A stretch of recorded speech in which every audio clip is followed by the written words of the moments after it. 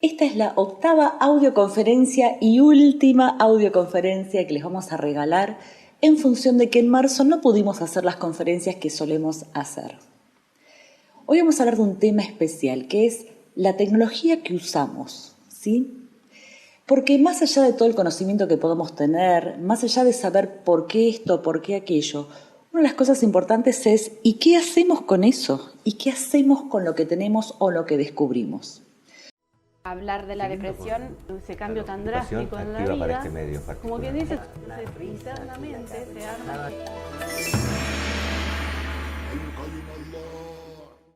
En los últimos años, por suerte, la tecnología nos permitió comprendernos como nunca jamás en todos los tiempos.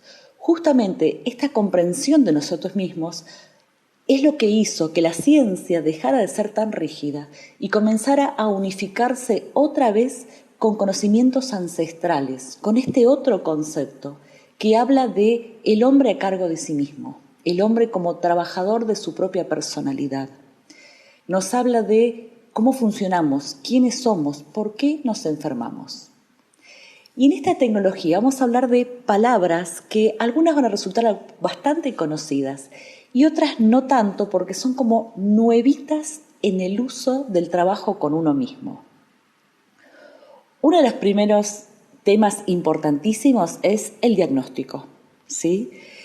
¿Cuál es el problema del diagnóstico? Justamente el problema es lo complejos y extraños que somos. Resulta que nuestra mente consciente, la mente racional, no es confiable. Nosotros estamos armados de tal manera que para poder progresar, crecer, ser creativos, unificar criterios, ser artísticos, nuestra mente tiene que tomarse licencias creativas. El tema es que esa licencia creativa se refiere a todo, ¿sí? Y si no me creen, piensen en esas situaciones de accidente donde hay 10 personas mirando lo mismo y que ustedes preguntan qué vieron, les cuentan otra cosa. Esos videos donde hay un mago, donde está haciendo magia y ustedes están concentrados y después les preguntan, ¿viste el oso que pasó por atrás? ¿O viste tal cosa? Y ustedes no lo vieron. Después cuando les muestran el video, la realidad sí estaba ahí. Nuestra mente nos hace trampas. No ve cosas que no hay, agrega de su propia cosecha, hilvana a su manera. Y este hilván, esta unión, tiene que ver con el momento, con lo que nos está pasando, con nuestra situación emocional que tengamos en ese momento.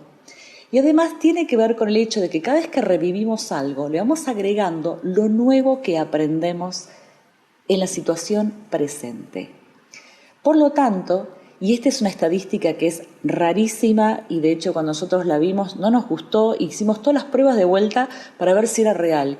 Y es el hecho de que casi el 80% de nuestros recuerdos están reformados, no son fidedignos, no son reales.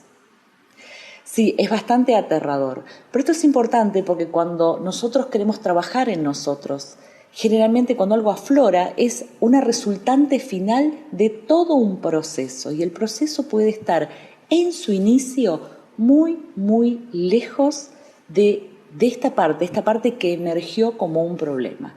Si escuchan ruido de fondo es porque está lloviendo con todo y está hermosa la lluvia, pero se escucha ese ruidito chist. Así que no es un problema electrónico, es porque está lloviendo. Siguiendo con la conferencia, con esta audioconferencia. Tuvimos que pensar en varios sistemas de diagnóstico. Obviamente uno es el cognitivo, que es escuchar.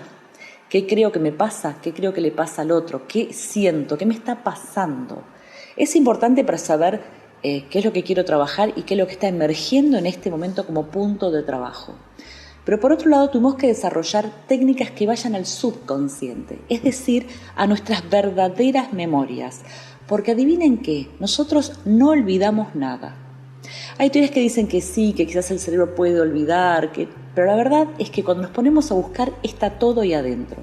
Lo que pasa es que muchas veces tenemos tanto que tenemos un sistema que va guardando lo que nos sirve, lo que no es para este momento o lo que puede resultar doloroso o tóxico para poder seguir adelante bien. Entonces tenemos grandes sistemas de archivo, pero todo está ahí adentro. Y adivinen qué, no podemos desaprender. el cerebro siempre se queda en un presente, en lo que aprendió, lo usa como base, y lo que sí podemos es resolver, avanzar, terminar, digamos, cualquier concepto que tenga que ver con ir más allá de lo que me está pasando, ¿sí? De hecho, gran parte de nuestros procesos en donde repetimos una y otra vez lo mismo y nos pasa siempre lo mismo, es porque nuestra mente está buscando resolver, aprender y de alguna manera busca repetir la lección para poder salir de ese lugar. Entonces, ahí desarrollamos técnicas de inducción al subconsciente. Muy largo el nombre, pero en realidad lo que se hace es saltar a través del subconsciente en estados alterados de conciencia. Alterados no quiere decir ni drogados, ni en cosas muy extrañas. Significa que usamos algunos ejercicios y respiraciones para cambiar las frecuencias de onda del cerebro. Podemos relajar o acelerar para poder conectarnos con esa parte del cerebro que queremos investigar o donde tenemos el recuerdo que estamos buscando. Por otro lado, esto es importante, pero muchos de nuestros recuerdos tienen bloqueos muy bien organizados. Nuestras redes neuronales pueden querer esquivarnos. Entonces, buscamos otros sistemas de diagnósticos y algunos que son realmente muy inconscientes y subconscientes. Uno es el test de balancing o balanceo, el otro es el test muscular. El muscular es muy conocido, ¿sí? Y si es necesario también usamos la radiestesia, que podemos dudar de su efectividad, lo que sea, pero a mucha gente le funciona. Y adivinen qué, estos 5 diagnósticos son los 5 que estamos usando todo el tiempo, ¿sí? Si son profesionales obviamente van a usar mucho más el de inducción al subconsciente y el de balancing porque son mucho más técnicos, pero esto se debe a que ninguno es 100% efectivo. Todos son muy buenos para averiguar ciertas cosas o investigar algunos lugares, pero no para otros. Entonces debemos tener varios porque tenemos que poder entrar por distintas puertas. Lo otro importante de estos nuevos sistemas de conocer es saber decodificar. La palabra decodificar habla de encontrar las claves, los códigos, porque si no encontramos la punta, esa puntita de ovillo, o no sabemos desde dónde empezar a ver, no vamos a saber qué técnica usar. Y la decodificación no es una técnica en sí mismo, es solo la búsqueda de los códigos, ¿sí? Y es algo importante a entender, porque la palabra decodificación o esto de encontrar el código secreto de una enfermedad o de una conducta viene de la medicina germánica. Yo soy miembro de la antigua medicina germánica, hoy no vamos a hablar de eso. En la nueva medicina germánica hubo un médico que intentó unir ciertas enfermedades, especialmente el cáncer, y otras asociadas psiquiátricas a cierto proceso asociado al cáncer, con palabras o con situaciones. Y por supuesto eso lo hacemos todos. Todos intentamos encontrar una palabra clave, una situación clave, una serie de eventos que nos permitan empezar por algún lugar. Pero estos códigos no son fijos, no son estereotipados. Esto de tener un diccionario básico de enfermedades es un mito, ¿sí? Y nosotros siempre agradecemos a los que empezaron con esta idea, porque por un lado es utilizable, porque necesitamos empezar por algún lugar, pero por otro lado tenemos que saber que la decodificación es solo una punta, es la puntita del inicio del trabajo. Entonces nos sirven estas pistas, pero no son la razón que va a hacer que podamos sanarnos o cambiar. Y esto es importante porque de ciertas frases del Dr. Hammer, el creador de este sistema, donde él hablaba de encontrar la causa final y conectar, ¿sí?, con ese proceso original para poder desarmarlo, se creó el mito de con saber lo que te pasa te podés curar. Es una mala traducción del alemán al castellano, ya que esta persona era alemana, porque en realidad lo que él hablaba es de todo este proceso importantísimo de poder llegar a ese final, desarmar la causa o el programa o lo que estaba creando, lo que estamos buscando. En el caso de él investigaba especialmente el cáncer, y ahí comenzar un proceso inverso. Se hablaba de un proceso de creación de un síntoma y un proceso de desarme de un síntoma que no necesariamente es el mismo de creación o de armado. Entonces, este segundo paso de encontrar códigos es importante para entender, y tenemos que saber mucho, porque él se dedicó solamente a procesos de los distintos y variados cánceres, ¿sí? Que no es uno, son distintas enfermedades manifestándose de maneras similares, con orígenes distintos, con causas distintas. Es algo complejo de entender. Él solo se dedicó a eso y nada más que a eso. Y resulta que el 80% de nuestros síntomas no vienen de ahí, vienen de nuestros problemas asociados a sistemas de adaptación y estrés. Y acá vamos a otro punto. Hay procesos, me están siguiendo, esto no es fácil de entender, pero síganme, y además como esta audioconferencia les queda, escúchenla una y otra vez hasta que entiendan, hasta que comprendan. Vamos a hablar ahora de una técnica llamada reprogramación. ¿Qué es una reprogramación? Habla de reprogramar, pero ¿qué? ¿Qué es lo que podemos cambiar en nuestro cerebro? En primer término, cuando nosotros reprogramamos, lo que cambiamos es el camino de nuestras redes neuronales. Resulta que incluso desde antes de nacer, nosotros tenemos todo un sistema de neuronas que se estructura en redes, como rutas, como autopistas, ¿sí? Que tienen un montón de conexiones hacia todos los costados, hacia distintas partes del cerebro, donde están almacenados los colores, los recuerdos, las personas, los números. Yo lo hago así un poco fácil para que lo entiendan. Y estas redes conectan todo con todo.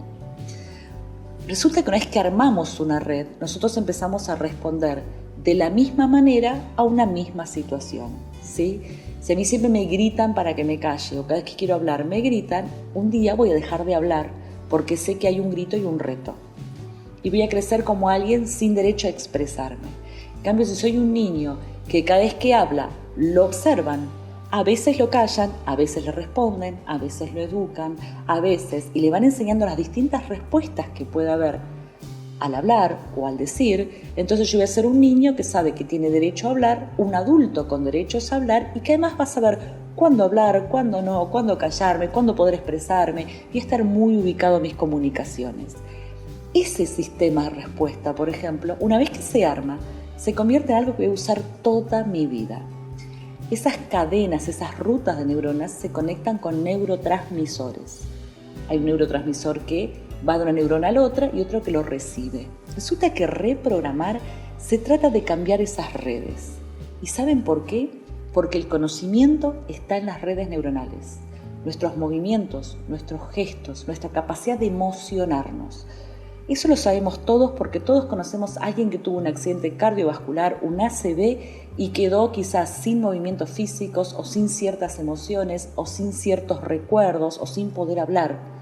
Porque cada una de esas situaciones tiene que ver con redes neuronales que pueden conectar nuestras distintas zonas del cerebro y del sistema nervioso. Resulta que reprogramar es una de las nuevas técnicas que se utilizan y que se usan especialmente para modificar nuestras respuestas a la realidad. Es decir, sirve para cambiar nuestra personalidad. Ustedes dirán, wow, parece un poco peligroso. En realidad no, porque estas técnicas no son para manipularnos, ni son para condicionarlos, sino que se utilizan de tal manera que uno se sienta con uno mismo, si está trabajando en uno mismo o con otra persona, y es parte o somos parte de todo nuestro proceso interno. Estamos a cargo de cada cambio, de lo que queremos lograr, de cómo hacerlo, porque adivinen qué, estas reprogramaciones, para que sean sanas, se basan en que yo vaya modificando las redes que ya están en mi cerebro. Si yo meto algo que no es mío, como en esas películas de ciencia ficción donde se trata de lavarle el cerebro a espías y a personas, nuestra cabeza se vuelve demente, nuestro cerebro no lo tolera. Al poco tiempo comienza a fallar, ¿sí? Y esto obviamente se investigó. Por eso las reprogramaciones se basan en modificar las redes que nosotros mismos tenemos adentro. Y uno se preguntará, pero a ver, si yo estoy mal y lo cambio por algo que yo también tengo, ¿entonces qué? Lo que pasa es que muchas veces nosotros aprendemos y creamos una red, por ejemplo, a los 5 años. en donde a lo mejor teníamos una madre o un padre muy supresivos que quizás no nos dejaban hablar.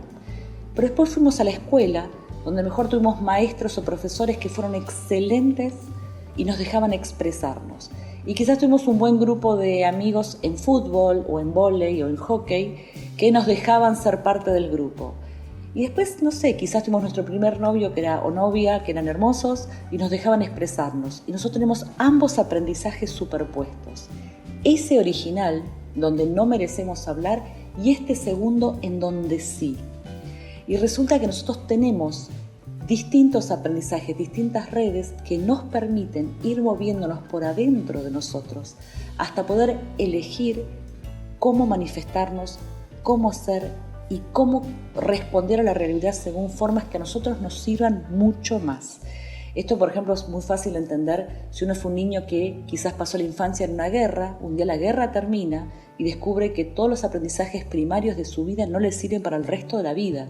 O sea, hay que volver a reelegir nuestras rutas internas para poder salir al mundo. La técnica de reprogramación especialmente es para modificar aprendizajes tóxicos, conductas perniciosas y estas experiencias del pasado que nos dejan muy heridos por dentro. Otra técnica es la desprogramación. ¿Por qué necesitaríamos desprogramar?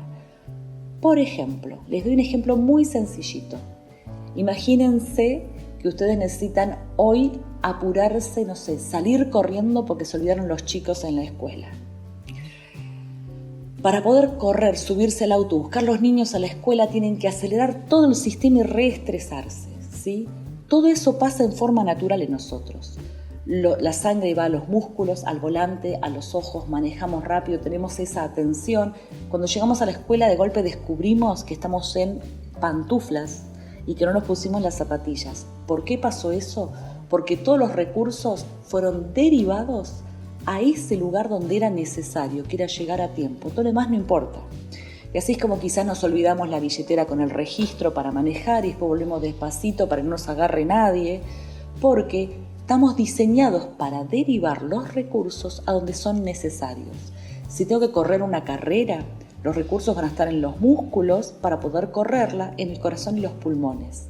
Si tengo que esconderme, ¿sí?, porque estoy en una situación de peligro, todos los recursos van a estar en el lugar correcto y quizás no vamos a hacer pis, no vamos a transpirar, apenas vamos a respirar para poder defendernos.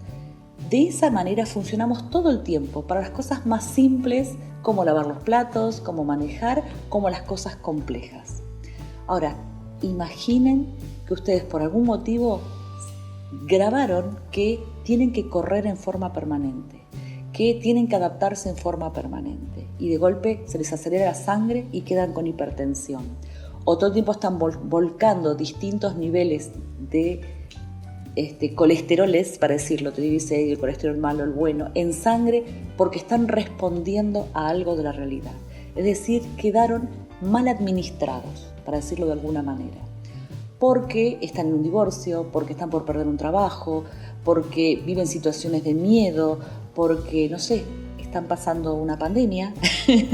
Entonces, lo que hay que hacer es desprogramar los sistemas de alerta, desprogramar el estrés defensivo, desprogramar el estrés psicológico, el estrés laboral, desprogramar el estrés infantil, si esto lo tengo de niños. Por eso acá tenemos técnicas de reprogramación, que es cambiar las redes neuronales, y de desprogramación, que es liberar y de desconectar sistemas de adaptación y defensivos que se han conectado. Ahora, esta desprogramación tiene muchas clases. Por ejemplo, puede ser que hayan quedado en un trauma, ¿sí?, que no es lo mismo que tener hipertensión crónica o colesterol, o, no sé, problemas intestinales, colon irritable. En un trauma quedan programados en forma instantánea. Por ejemplo, chocaron con el auto, los asaltaron acá en la esquina, llegaron a casa y encontraron a la esposa o al marido con otro, hagámoslo un poco novelado para que sea más divertido, y quedan así como ¡tac! Esa sensación de impacto de se me apagó el mundo, no entendí nada, no pude resolver. Cuando esto pasa, uno de nuestros sistemas defensivos queda accionado por siempre. No siempre, hay gente que resuelve todas, hay gente que le pasa lo que le pasa, resuelve, son resilientes, es decir, personas que tienen la gran habilidad de resolver situaciones. No vamos a hablar ahora de por qué uno es más resiliente que otro, pero la verdad es que hay gente más resiliente y otros menos. Y hagamos de cuenta que ustedes quedaron en trauma, entonces, si fue un problema de pareja, nunca más pareja. Si fue un problema de choque, quizás nunca más manejan. Si los asaltaron, quizás no pueden andar más solos por la calle, no pueden ni siquiera salir a la vereda solos. Entonces, en ese caso hay que desprogramar un sistema defensivo extremo que quedó ahí por siempre defendiéndonos. Este trauma, para el mundo neurológico, no es un problema, ¿sí? Los sistemas defensivos traumáticos están diseñados para salvar nuestra vida. En la época antigua, imagínense que iban tranquilos y de golpe los atacaba un león o un lobo. Y se salvaban, pero ese trauma lo que iba a hacer es que siempre que estuvieran en situación de peligro similar, se iba a encender para que el lobo o el león no los puedan atrapar.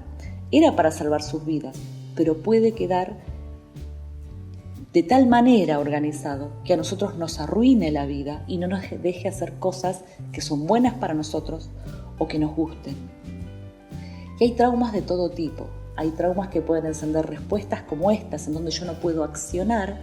Hay traumas que pueden hacer que yo me quede viendo todo el tiempo al ladrón o al traidor y quedo como repitiendo y repitiendo y repitiendo situaciones, como en el caso del TOC. Y hay traumas que hacen que mi cuerpo se quiera defender y haga una mutación genética, agrandando un órgano, haciendo crecer una parte que tiene que ver con las variantes de tumor y de cáncer. Y hay distintas formas de trauma que generan en nosotros respuestas. Esto debe ser desprogramado, ¿sí? Ahora vamos a otra técnica, a la técnica de resignificación, que es cambiar el significado que le dimos a situaciones. Porque esto es fácil de entender. Si yo creo que el mundo es horrible, yo salgo a la calle y a mí se me enciende todo el estrés porque estoy en un lugar horrible. Si yo creo que el mundo vale la pena, voy a salir a la calle pensando a ver qué me trae hoy la vida. Si yo creo que la pareja es algo tóxico, por más que la mente la quiera, de alguna manera voy a salir corriendo siempre. Si yo creo que quizás el dinero es peligroso o es tóxico y no lo voy a ganar, y si lo gano lo voy a perder. Entonces, las técnicas de resignificación es buscar dentro de nosotros cuándo aprendimos ese significado y de dónde traemos ese significado y reprogramarlo. Es una técnica de reprogramación, pero sobre todo de cambiar el significado que tiene el mundo hacia nosotros. ¿Y sabe por qué es importante? Porque resulta que nuestra relación con el mundo es el que hace que nuestros genes se manifiesten o no se manifiesten. Casi todos tenemos los mismos genes. La ciencia que estudia esto es la epigenética, por si quieren buscar en Google y mirar. Casi todos tenemos los mismos genes porque somos seres humanos, todos somos humanos de la misma raza, ¿sí? Distintas etnias, ¿sí? Pero misma raza. Y resulta que nuestros genes se manifiestan para que tengamos ojos azules o marrones, pero también se manifiestan para que tengamos ciertos comportamientos o ciertos sistemas defensivos que a la larga se convierten en nuestras enfermedades, porque se accionan por demás o a largo plazo o en forma crónica. Y resulta que uno de los mayores agentes para que estos genes se manifiesten o no es relacionarnos con el mundo, ¿sí? Si mi mundo es peligroso, yo manifiesto ciertos genes. Si mi mundo es agradable, manifiesto otros. Y sabes que estos genes son muy fuertes. Les voy a contar una historia, pero de animalitos, que es como más tierna. Ushuaia se había quedado, Ushuaia ya la ciudad en Tierra del Fuego, no Ushuaia, perdón, Tierra del Fuego se había quedado sin ciervos. Entonces llevaron unos ciervos del norte de Argentina, porque bueno, eran de Argentina también, y se decidió llevarlos a ese lugar, al sur de Argentina, para que haya ciervos. Resulta que estos ciervos eran del norte, donde hace calor, y en el sur hacía frío. Se adaptaron muy bien porque eran animales de montaña, preparados a la vida, al clima, al ambiente, pero resulta que a la segunda o tercera generación de ciervitos que nació en Ushuaia, estos empezaron a nacer con almohadillas debajo de los pies. Manifestaron un gen para defenderse de ese clima al que no estaban adaptados. Así de fuerte es como el ambiente nos cambia, ¿sí? Cuando tenemos grandes cambios ambientales, nuestros genes se manifiestan y a veces tenemos virus, que son nuestros más grandes mutágenos, que nos van cambiando y nos van haciendo evolucionar en el mundo. Y así vamos cambiando. Y resulta que el significado que le damos al mundo nos cambia. También el alimento, la cantidad de ejercicio, el tipo de grupo social, el tipo de familia, la clase de amigos, porque todo eso es parte de nuestro medio. Entonces tenemos que aprender a resignificar. Y hablando de genes, hay una técnica llamada remetilar. Todas es con re, porque es cambiar, el re habla de cambiar.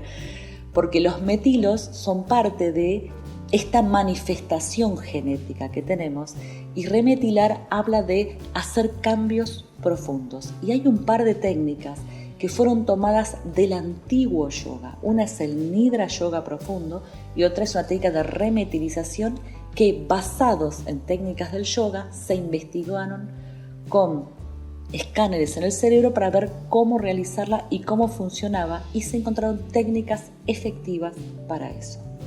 Fíjense, yo les nombré nomás a grandes rasgos, muy a lo bruto, porque no tenemos tanto tiempo. Esta es una simple conferencia que les regalamos para que pasen este tiempo aprendiendo algo lindo, pero sobre todas las cosas entender que hoy está disponible toda una serie de tecnología apoyada en conocimientos técnicos que nos permiten estar un poco empoderados de nuestra historia, ¿sí? A cargo de lo que nos pasa.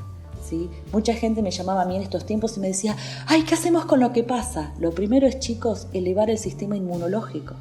¿Sí? Estamos pasando una pandemia, levantar la inmunidad, levantar el sistema cognitivo. Y yo les decía, vamos a entenderlo de esta manera. Si en la calle nos corre un perro, no podemos pensar en nada.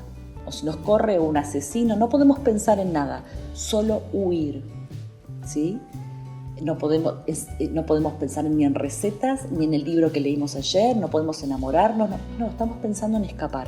Entonces, nuestros sistemas, cuando están todos juntos funcionando, pueden funcionar el sistema inmunológico, el sistema de reparación del cuerpo, el sistema cognitivo, el sistema de lucha, todos juntitos al mismo tiempo. Pero si algo nos exige mucho, ¿sí? Si agarramos una gripe, estamos tirados, no podemos ni pensar. Si nos está corriendo un perro, no podemos ni pensar, ni tener bien el sistema inmunológico, ni de reparaciones, solo corremos. Entonces, si queremos que el sistema cognitivo e inmunológico funcione, mata al perro. Sí, es una broma, ¿sí? Yo adoro los perros. Me refiero a esto de no tengas miedo, asegúrate, hacete una lista de qué necesitas para sentirte feliz y seguro. Pensá un poco en otra cosa sin entrar en negación. Sonreí, mira cosas hermosas, hace un poco de ejercicio, hacete unas clases de yoga, de stretching, o mirate una película cómica según tu personalidad o todos los partidos del pasado que quieras repasar. Depende de quién seas, tenés derecho a divertirte y levantar tus endorfinas como quieras, pero por sobre todas las cosas, no vivas como si te corriera la realidad, como si estuvieras en emergencia. Y muy importante, no entrar en negación, porque la negación desgasta, quema el cerebro. La negación habla es todo un esfuerzo para no ver. Tenemos que ver dónde está el problema. Pero no es que lo tenemos que bajarle el estrés, tenerlo ahí a la vista, y para que todo nuestro sistema pueda tomar decisiones y defenderse de esta realidad. Espero que hayan disfrutado mucho de nuestras audioconferencias, espero que les hayan gustado. Vamos a seguir saliendo al aire, ahora vamos a empezar una serie. No puedo grabar videos de YouTube porque tengo todo el equipo en mi casa, no tengo mi camarógrafo, pero vamos a seguir saliendo un poquitito por Facebook, por Instagram, hablando de esto que nos está pasando un poquito. Cómo bajar la ansiedad, cómo bajar el estrés, cómo hacerse cargo de nosotros. Y le vamos a dar algunas técnicas de respiración, de reprogramación, hasta que, pasemos esta situación y podamos encontrarnos en forma personal. Si quieren saber más de nosotros, entren a www.dineurovida.com.ar y espero que nos veamos. Y si este año no van a poder estudiar con nosotros, más adelante todo seguirá. Finalmente todo pasa y nos vamos a volver a encontrar en el mundo real, todos juntos en una gran fiesta, festejando la vida. Un beso grande a todos.